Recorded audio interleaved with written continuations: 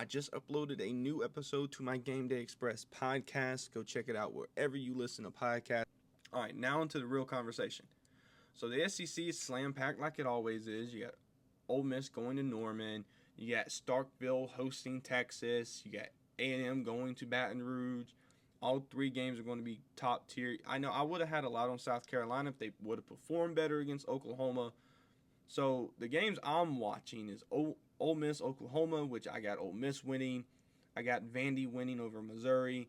And then I got A&M winning over LSU.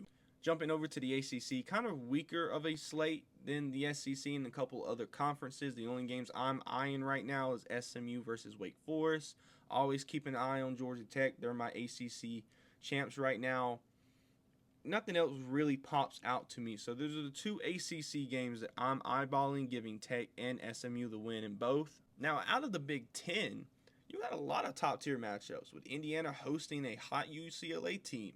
Washington getting a top-ranked Illinois team. That should be a good game. Michigan versus Michigan State's a rivalry game. That should be an interesting one. Michigan's been hit or miss this year, or Michigan State's been hit or miss. Then Minnesota, my dark horse, going to Iowa. So for the games I'm watching, obviously I'm going to watch Minnesota versus Iowa. That's on my graphic that I posted over on my socials. And then I'm also keeping an eye out on Illinois and Washington, in which I have Washington winning and Minnesota winning this week. And then in the Big 12, probably the funnest conference, the most competitive conference, in my opinion, to watch.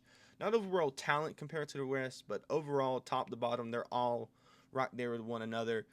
The games I'm watching out of the Big 12 will be Cincinnati and Baylor, which I have Cincinnati winning. Houston versus Arizona State should be a fun one. BYU, Iowa State should be another great game in which I think BYU should get the win, Cincy should get the win, and Arizona State should get the win this week. And a quick shout out to the group of five, because UConn has a quarterback who's just been slinging the rock. No turnovers on the season, 15 touchdowns, over 1,500 yards. He has been absolutely slinging it. I think UConn's going to have another great day. South Florida is my group of five team going to the playoffs, so that's the team I'm going to definitely be watching over on ESPN2 at 12 o'clock. And then Navy, FAU is another kind of get beat up situation, so Navy should win that one.